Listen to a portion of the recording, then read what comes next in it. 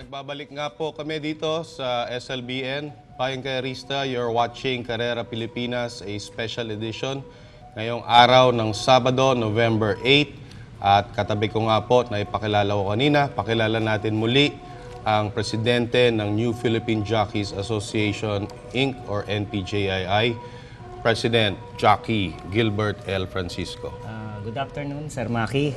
Good afternoon, Bayang Karerista. Okay, kanina pinasadaan ko lang na sana'y malinaw ang ating pag-uusap ngayon. Inimbita ko po si Sir Gilbert nung isang araw pa para mag-guest nga dito sa Karera Pilipinas. Wala pong kinalaman ang aking pakikipagkaibigan sa pamilyang Reyno ng MJC, ang aking paghanga kay Dr. Norberto Quisumbing na binilin sa akin ng mami ko. He is a noble man. Please make sure you make a good impression of yourself to him. At nakilala ko nga po si Dr. Quisumbing nung pumasyal kami sa MetroTurf last month. So, kaibigan ko rin si Andy, si partner Ira. Ito po ay neutral po ako at inimbita ko si Sir Gilbert Francisco para marinig nyo naman ang nais niyang sabihin on behalf of the Jockeys Association. So, thank you very much, Gilbert, for accepting my invitation dito sa show. Thank you rin at napaunlakan mo. Yung pagpapaunlak mo sa amin, malaking bagay para sa aming asosyon. Okay, kasi naipaliwanag ko rin naman sa mga nakarang episode ng KP na ang layunin din naman ng Karera Pilipinas ay maging isang instrumento ng pagkakaisa at pagtutulungan ng lahat ng sektor ng industriya. At kung naalala nyo, isa si Sir Gilbert sa mga unang guest ko dito sa KP many months ago. Di ba? So, Sir Gilbert, I'll give you the floor para masabi mo sa lahat ng ating manonood ang gusto mong sabihin. Unang-una, ako ay nagpapasalamat kay Ginoong Maki Maceda. Salamat, Maki, at saka Karera Pilipinas sa pagbibigay oras at pagkakataon na ako ay makaharap dito ngayon. Ako ay humihingi ng paumanhin at pangunawa sa Bayang Karerista sa nangyaring insidente noong November 6, kung saan wala ho tayong naganap na karera. Gusto ko sana ikwento sa inyo, sa mga kasamahan kong hinete, na noong November 7 sa MMTCI pa po sana ako magsasalita. Subalit sa hindi malamang dahilan, ito po ay hindi na ipalabas ng MMTCI. Gusto ko po sanang ipaliwanag ang buod ng mga pangyayari. Nagkaroon po ng hinaing ang mga hinete at di pagkakaunawaan sa MMTCI. Sa pamamagitan po at sa pamamagitna ng PhilRacom, ito po ay pansamantalang nahanapan ng solusyon. Wala po kaming nilabag na patakaran at kasunduan. Sinunod namin ang tamang proseso sa karera at nagkakaisa po kami sa paniniwala na may karapatan din naman po kaming mga hinete na dapat alagaan. Ako po, kasama ang aming mga miyembro, ay nagpapasalamat. Unang-una po sa PhilRacom sa pamumuno po ni Chairman Castaño, Director Cantos, Commissioner Eddie Jose, Commissioner LB Guse, Commissioner Vic Tantoco, sa mga Trainers Association, sa pamumuno po ni President Chairman Oliver Franco, ang mga direktor niya po na sila Mr. Nestor Manalang, Dodek Vicente, Mr. Ruchi Ladjana, na pawang nasa meeting po noong araw na yon. Sa kanilang suporta po, nagpapasalamat po kami at sa lahat ng aming miyembro na naipakita ang napakagandang samahan at pagkakaisa sa oras ng aming pangangailangan at damayan. Pinagmamalaki ko po ang aming samahan. Mabuhay po tayo. Maraming pong salamat. Okay, yan po ang mensahe na rinig nyo, Bayang Karerista, mula kay NPJAI President Gilbert Francisco. At alam mo, Gilbert, trending to sa Facebook eh. Kasi nga, hindi natuloy ang karera nung Huwebes sa Malvar. Kaya't nasubaybayan ko rin lahat ng mga pangyayari sa Facebook. At diretsoy na natin. Nagsimula ang problema nung linggo. nung race 7, I believe, kung saan Nagkahulugan. nahulog si LT Quadra Quadra. Jr. At nadisgrasya. Unang tanong, how is LT Quadra Jr. doing? Ngayon po hanggang ngayon po nasa ICU pa rin po siya. Okay. Pero medyo nagkakaroon po ng konting pag-asa. Kasi po Pag-asa. napaka-negative po ng balita nung ano. Oo. Ang unang day, first day, second day, napaka-liit ng chance. Pero Ganon. pero sa panalangin ng mga bayang karerista at ng mga kapamilya natin sa industriya, Oo. meron pong miracle tayong tinatawag na talaga naman pong unti-unti nagkakaroon ng tsansa. Kaya Okay. napakagandang balita ho. So, good news. Unang-una, maraming salamat sa lahat ng mga nananalangin at nag-offer ng prayers. Salamat sa Panginoon. At as per Gilbert, maganda na yung chance for recovery Opo. sa ngayon. Pero nasa ICU pa rin. Saan ang ospital? Sa merkado po, malapit po sa Tanawan ba yun ba? Doon din po, malapit lang Mercado sa Hospital racetrack. sa Tanawan. Okay, so patuloy ang prayers po natin kay Jackie LT Quadra Jr. And thank you very much to Miss Jenny Ortuoste. Siya lagi yung may maagang updates tungkol kay Boy Quadra. So patuloy ang recovery ni JR. Okay, so Gilbert, dahil doon sa disgrasyang inabot ni Jackie LT Quadra Jr., doon na nagkaroon ng mga Pangamba. ang mga hinete. So, pwede mo ba ipaliwanag kung ano yung mga pangyayari nung sumunod na araw, Lunes at Martes, Miyerkules, yung sa ano nangyari kaya napunta sa ganung hindi natuloy ang karera sa Huwebes? Unang-una po, nung nangyari yung insidente na yon, tuloy pa rin po ang karera kung mapapansin nyo. Kasi wala pa pong balita sa Oo. KLT Quadra. Oo. Kaya ang hinete, sakay diretso. Okay. Nung gabi po at kinabukasan ng Monday, nagmi-meeting po kami mga direktor. Okay. Nag-ano pa nga po kami ng mga direktor natapos kami mga around 2 na after nung meeting namin, nagpatawag ako sa secretary, sabi ko, pakitawagan mo si Wilbert na magpapaalam tayo na iikot tayo, magpoprosesyon. Oo. Which is normally naman na pagka ganon, meron kaming yung nagpapasintabi kami para kunyari na yung way namin na para ma-lessen ang magpo-precision ang mga hinete kung sino man gusto sa racetrack iikot. For safety. Okay. Nagpaalam kami Monday ng 2. Sumagot si Mr. Wilbert Adriano na okay. Ang bilis naman nila okay naman. Nung deklarahan na maraming mga hinete ang nagsasabi. Kasi nakita nila noon, yung epekto nung pagkakahulog ni LT Quadra natakot sila dahil iba talaga ang mga naging dating. Mababalitaan nyo naman yan sa mga social networking. Nakita mo naman na yung mga comments ng mga nila. Meron nga mga masamang nakikibalita pero na may masamang nangyari na. Please lang, ang bayang karerista. Hindi, buhay na buhay. Huwag pong May gano'n. chances. Patayin natin yung mga chismis na gano'n at walang buting idudulot yan. LT Quadra is recovering.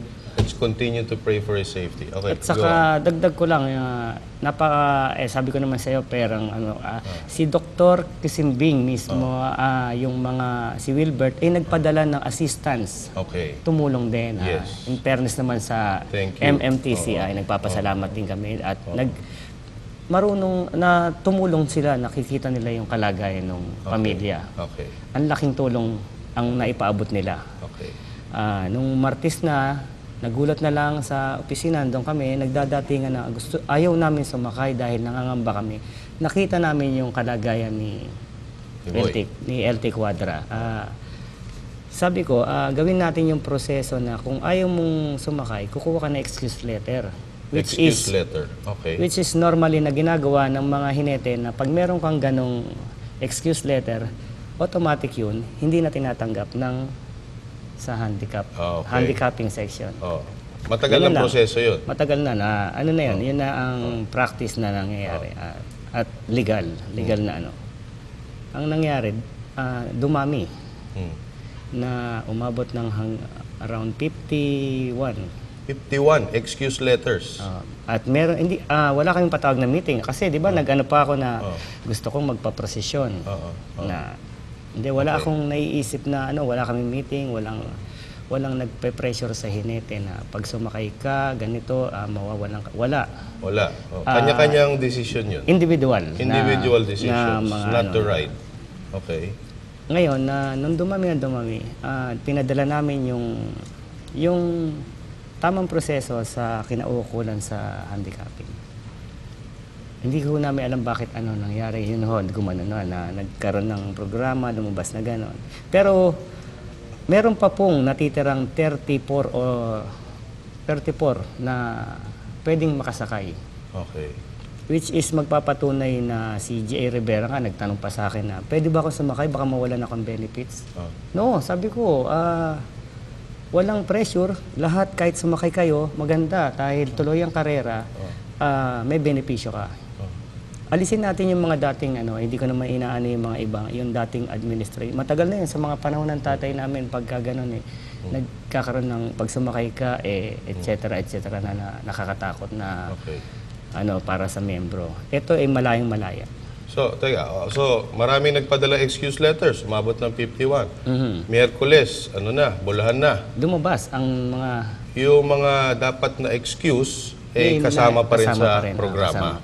So, araw na ng Huwebes, ano na yung sentimiento ng mga hinete nung araw ng Huwebes? Kasi po, ganito, ang pakiramdam ng mga hinete na dumulog, kasi ano ba ang gagawin? Nagpunta sa amin, sa opisina, na para naman kami nawalan ng karapatan na eto na nga yung buhay ng tamang pamamaraan, bakit na pa rin Yung kami? excuse letters, ibig mo sabihin, parang binaliwala. At tinuloy pa rin yung programa. Ganun ang honor. Okay. So, Huwebes, na kayo? Solid na kayo na hindi kayo sasakay nung Huwebes ng gabi? Ganun ba? Ganun ang nangyari. Pero tinuloy pa rin nila. Hanggat sa nangyari, hindi nga natuloy yung karera. Maaga pa lang. Maaga pa lang. Okay.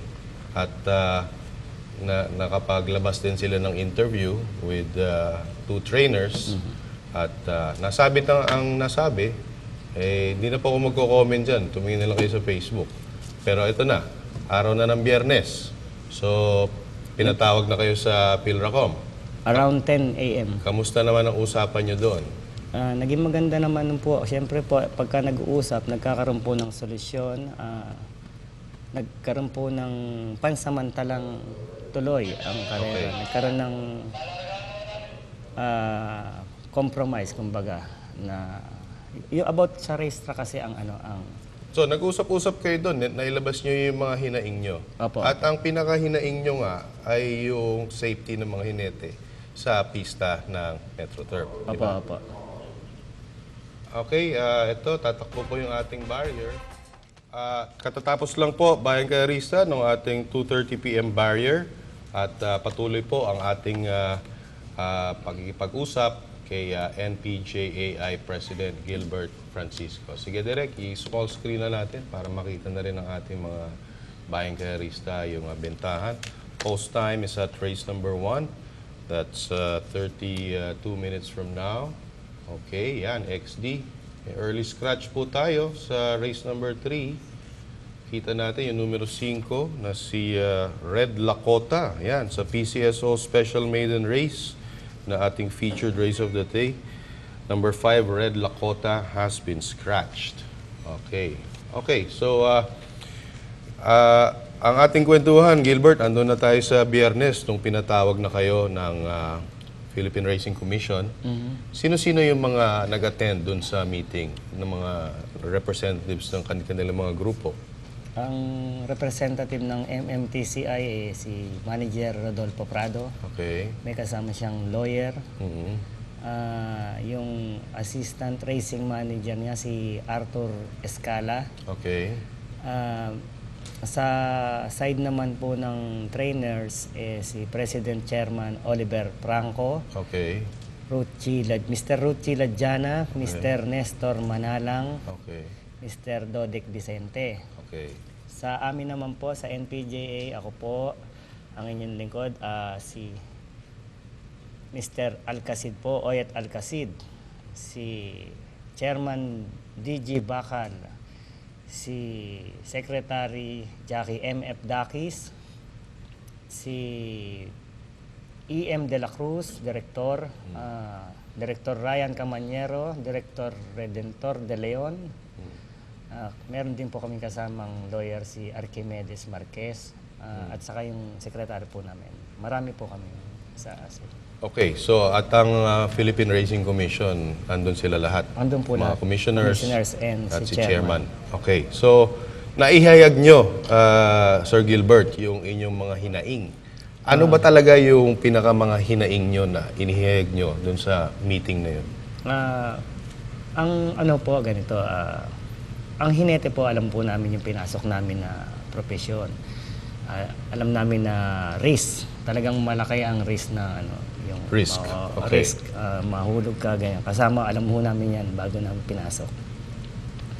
Ang inaano lang ho namin yung nangyayari ngayon na parang hindi naman dati na nangyayari. Masakit yung epekto ng pagkakahulog. Natatapat naman doon sa karera ng MMTC.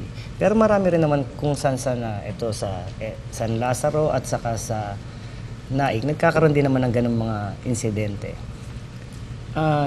Normally, pagka yung mga ganon na hulog, hindi ganon ang expectations namin. Dahil ang dami na naming na-encounter na maganon.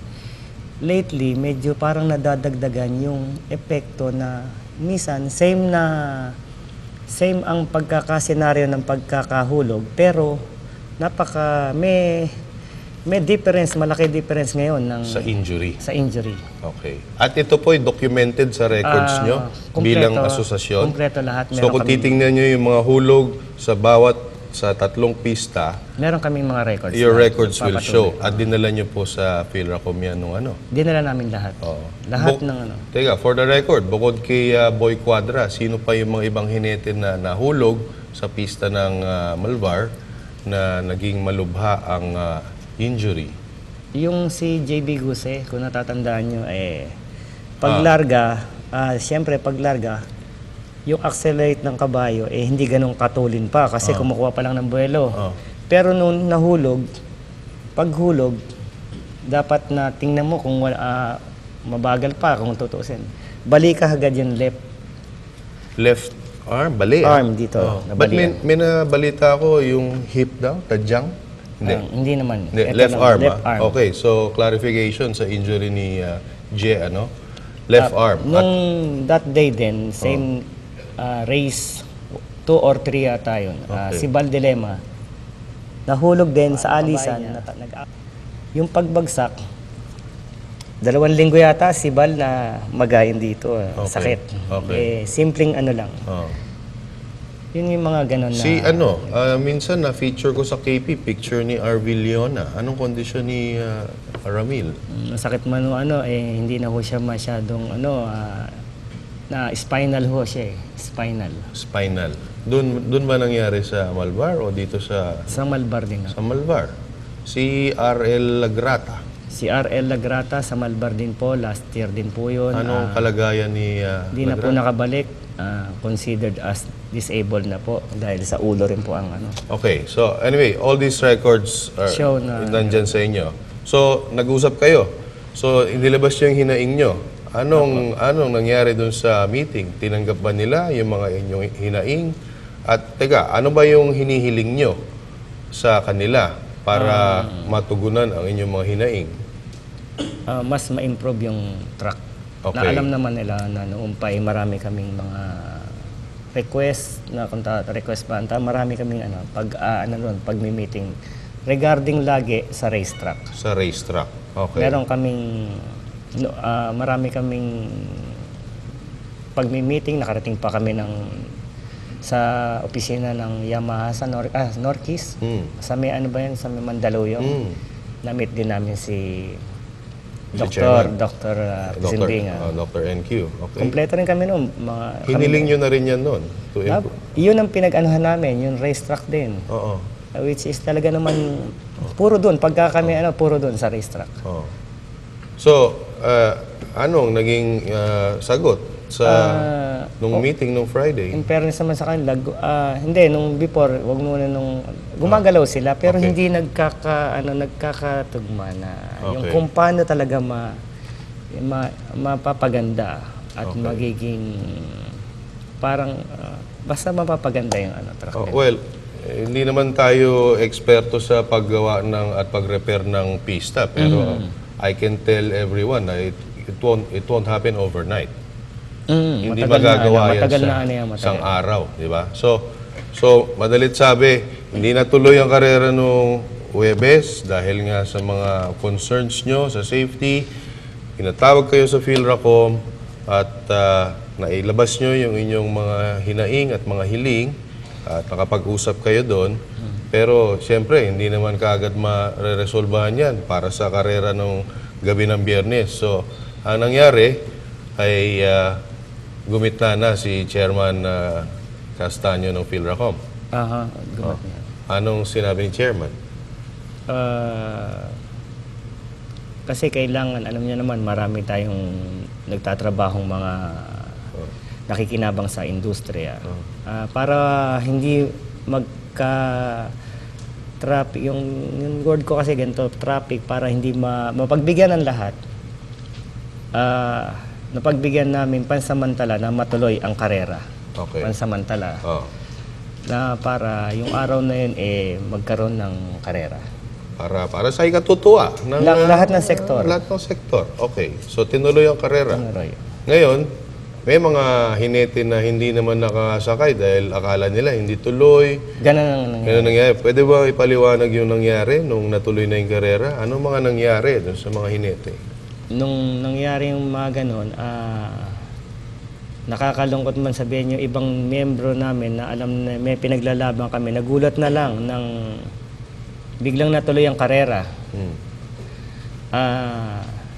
Walang pagpapaliwanag kasi hindi namin mapaliwanag ng oras na yun. Kukunti lang ang pagitan ng oras na para paliwanagan ko sila. Kaya medyo nagtaka kasi yung pinaglalaban namin nung Thursday ng hapon, buong-buo ang suporta namin na kasi yung pinaglalaban namin talagang solid, kumbaga.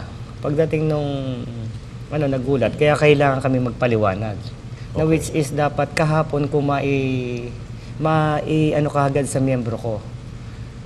Buti lang, maraming salamat sa pamamagitan nitong sa inyong naibigay ko yung panig ng mga jockey. Hindi nyo na ipaliwanag kahapon? Sa kadahilan ng nagkaroon daw yata sila ng technical problem sa hindi ko alam kung okay naman. So, bibigyan sana kayo ng chance na mapaliwanag o live on air. In-interview ako actually. In-interview ako ni So, Mr. Ira Herrera. wala akong napanood kagabi. Nag-aantay nga ho ang lahat ng karamihan ng miyembro ko tinext sa secretary, pinatext ko, abangan nyo kasi ito na yung biglang bagbago dahil natuloy ang karera. Na-disappoint ho kaming yung mga miyembro ko. Siyempre magre-react ho na hindi naman ho ganun kaya lang nagtatanong sila, walang paglilinaw sa napag-usapan kasi nga malalayo yung mga lugar at saka konti ang oras para kami makapagpaliwanag sa kanila. Kaya ang tingin kong best kahapon maibigay ko sa kanila yung aming napag-usapan. Sad to say, hindi ho lumabas ng na i-ere. Napag-usapan naman ho sa komisyon na bibigyan kami ng time with trainers. Yun nga po, nag-antay ang mga commissioners at saka yung aking mga miyembro na wala naman pong... So, na-interview ko na pala, kamo. Pero naki-interview ako. Nagpasalamat pa nga po ako sa nasabi mga mo yung lahat mga ng gusto mong sektor sa sabihin. kanila. Pero hindi na ipalabas. Wala po ako, wala Okay. pong napalabas. At saka yung sasabihin ko po doon, puro pasalamat po sa lahat ng sektor nung nandun. Wala po akong Kaya ibang sinabi nagulat hindi, din ako, Sir Gilbert, kasi nung isang araw, inimbita kita. Opo. Tapos today, expected ko, good vibes na kasi nakasakay na kayo, medyo nagkaroon na ng simula ng pagkakasundo. Pero yung pagtawag mo sa akin kanina, parang ano ka pa, balisa ka pa rin na. Yung pala, hindi mo pala nailabas kagabi. 2 oras pa nga lang ako natutulog dahil pag uwi ko kagabi galing ng Malbar So, anyway, siyempre hindi ito. ako makain eh. Ito, nailabas mo na at buti na lang, meron tayong oras at nagkaroon tayo ng chance dito sa Karera Pilipinas na mailabas ang iyong site. So, sige, napag-usapan na natin yung buong mga sequence ng mga pangyayari. Ngayon, Sabado na, ano ang sentimiento ng grupo ng mga hinete sa NPJAI? Sa ngayon, hindi ko muna masasabi kasi nailabas ko tong nakapagsalita na ako sa pamamagitan nito. Hindi ko, tingin ko lang, Mag-uusap-usap pa kayo? yung napalabas ko nito, siguro naliwanagan na yung membro ko. Okay, Kasi okay. yung nasabi ko na yung bakit natuloy yung karera na hindi kasi kaagad nakarating sa kanila. Na walang paglilinaw. Okay. Naintindihan Hindi ko. naman ako Siguro yung iba, magpapatawag ng meeting, baka magkaiba na naman ng yung iba siguro parang nagtataka kung ano ba nangyari. Siguro konting paliwanag lang naman ng Okay, yun nga. kulang lang sa communication. At saka ito siguro yung best way para lahat maka-relate sa nangyari na malaman nung kanya-kanyang sektor Oo. at saka yung bayang karerista na hindi po namin gusto na hindi ituloy dahil unang-una ho kami mga hinete yan lang po ang source of income namin sumakay at ayaw ho namin hindi matutuloy dahil unang-una ho ang mga miyembro paano ho namin matutustusan ang mga pangangailangan ng aming mga miyembro, ang aming pamilya at saka siyempre po nahihiya rin po kami doon sa mga SOTA, mga sa sektor lahat, pati tellers na nakapunta pa po doon nga na di ba gumastos sila kasi pag hindi ho natuloy ang karera tayo hong nakikinabang sa industriya sa karera masasaktan po tayong lahat pero sana po laging may karera, yun po ang gusto namin. Isang mahalagang tanong din, Sir Gilbert, sa injury ng hinete, yung gastos na sa ospital at operasyon, sino nag-shoulder niyan? Meron po kaming insurance. Kaya lang po may limit po yun kasi po delikado po yung trabaho namin. Wala pong insurance na kukuha ng malaking di ba? Oo, mga insurance company, pagtingin sa trabaho niyo, magdadalawang isip yun kung go-cover kayo. May limit ho. Tapos pag yung limit na yun, naubos yun sa, halimbawa, kinapos po yung pagbabayad sa ospital, which is ngayon na po nangyayari kay Mr. Quadra.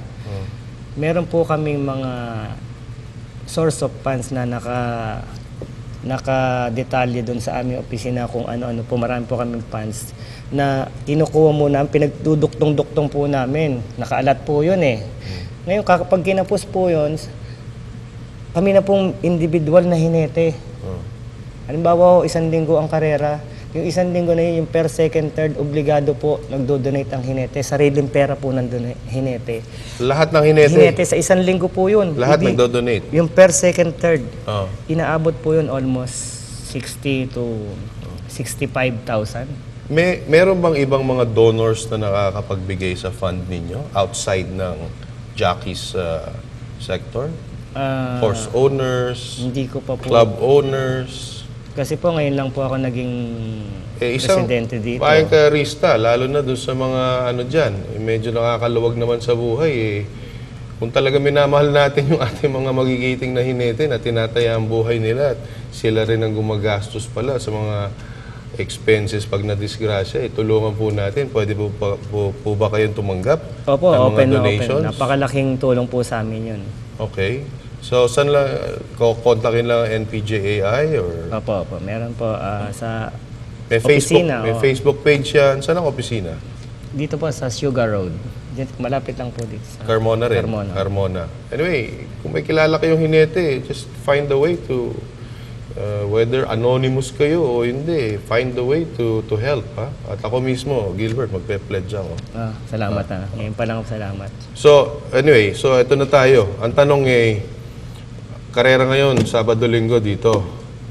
Lunes, special races, Naik. Babalik ang karera sa Malbar, Tuesday, Wednesday. Tuesday, Wednesday. Ano sa tingin mo ang mangyayari sa Tuesday, Wednesday?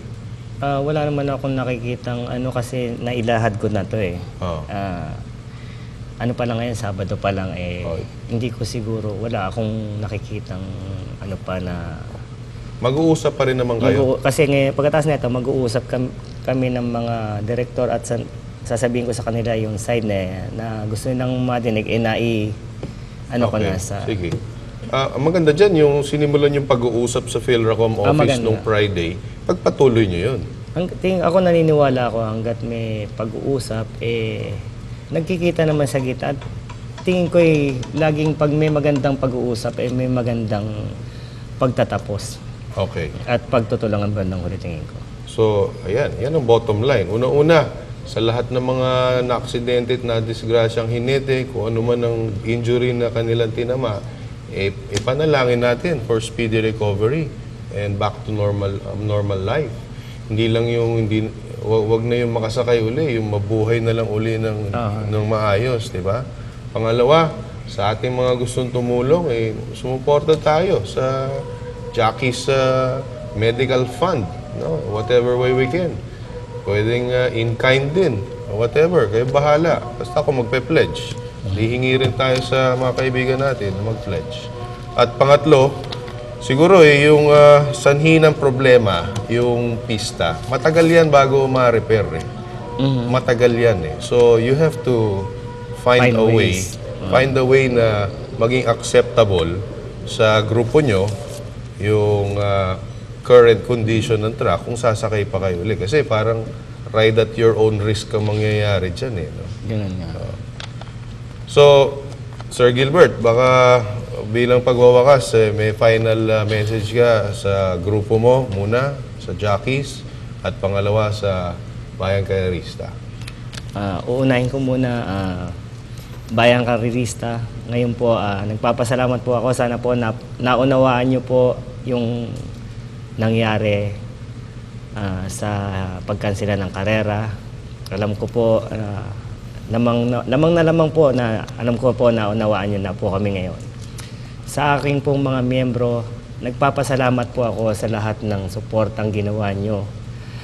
Napatunayan natin na kayang-kaya pala natin magsama-sama. Masakit masabihin, napakita pa natin sa ganitong sitwasyon, pero kayang-kaya pala natin kahit hindi dumating sa ganitong sitwasyon yung pag-iisa natin. Sana huwag tayong bibitaw, maging matibay palalo ang ating pagsasamahan. Maraming salamat sa lahat ng grupo ng NPJA, sa amin pong mga hinete. Magtiwala po kayo sa amin ng mga direktor at tutuparin po namin ang aming mga obligasyon para po sa ating samahan. At muli marami pong salamat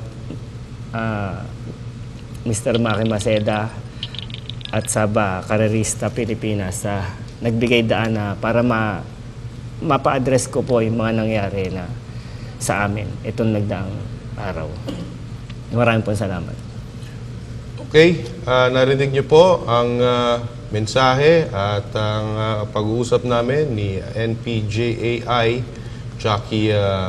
President Jackie Gilbert Francisco. Maraming salamat, Sir Gilbert, at napaunlakan mo ang aking imbitasyon masasabi ko lang ay always be safe, safety first, and may God always protect all the jockeys from harm. Sa mga na-injure na, sana'y gumaling sila sa lalong madaling panahon. At sana nga ay maging simula ito ng magandang pagbabago sa mga ikabubuti ng lahat ng sektor ng industriya. At sa akin naman po, bilang host ng Karera Pilipinas, our studio, our panel is always open. I'm inviting anyone representing any sector of the industry to please be my guest to share with everyone what you want to say and how you feel. So, neutral lang po tayo. At sana nga itong problemang ito ay masolusyonan na sa lalong madaling panahon. So, stay tuned for live racing coverage. Post time of race number 1 is in 15 minutes. Babalik po ang SLBN to to bring you live racing coverage with partner Denden Sambahon. Mamaya darating si Coach Lea Saak, Lucky Lea Forbes in the house. Ako po inyong lingkod, Maki Maceda, host ng Karera Pilipinas, nagsasabing Happy Saturday Racing. God bless, good vibes, and God bless our jockeys.